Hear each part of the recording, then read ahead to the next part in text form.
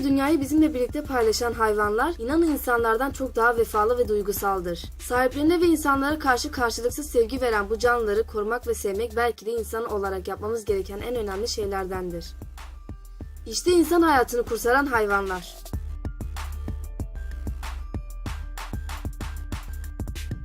Hayvanat bahçesinde 3 yaşında bir çocuk korkuluktan düştü. O anda düştüğü noktada olan büyük bir goril ona bakmaya başladı.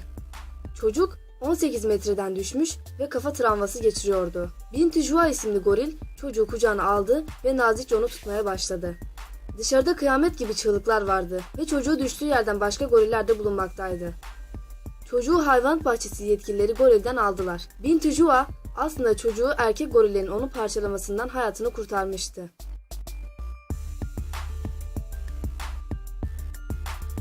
Simon Stegal, İngiltere'de olan evinde bir şeker komasına girdi. O kanepeye uzandı, eşi onu gördüğünde uykuya daldığını düşündü ve rahatsız etmemek için odadan çıktı. Ailenin evcil tavşanı Dory, Simon'un göğsüne atlayarak ayaklarıyla göğsünden yumruklamaya ve diliyle kulağından yalamaya başladı. Dory'nin bu hareketleri karşısında adamın karısı hemen ambulans çağırdı. Hastanede yaşama dönen adam, aslında hayatını tavşanına borçludur.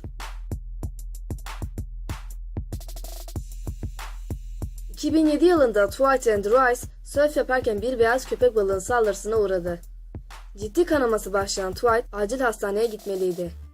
Bu esnada büyük bir yunus topluluğu etrafını sardı. Kıyıya kadar yunuslar onunla yüzerek köpek balığının tekrar ona saldırmasını engellediler. Hemen hastaneye kaldıran Dwight sağlığına ve hayatına yunuslar sayesinde kavuştu.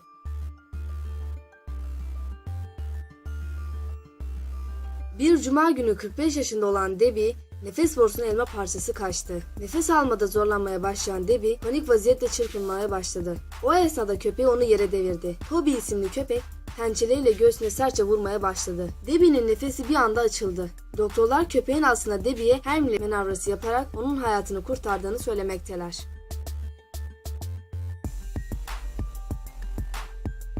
Dünya güzeli köpeklerin cinsi olan Siyah Labrador, 2005 yılında Amerika'da 1800'den fazla insanın hayatını kaybetmesine neden olan Katrina kasırgası sırasında bir adamın yükselen sulardan boğularak kurtarmasını sağlamıştır.